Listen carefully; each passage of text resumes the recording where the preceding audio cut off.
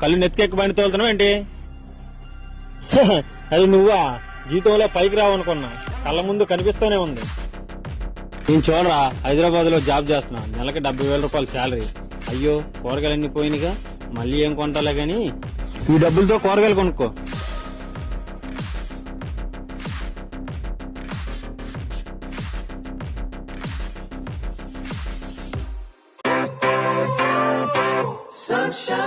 Bill ఎంత? 1500 sir.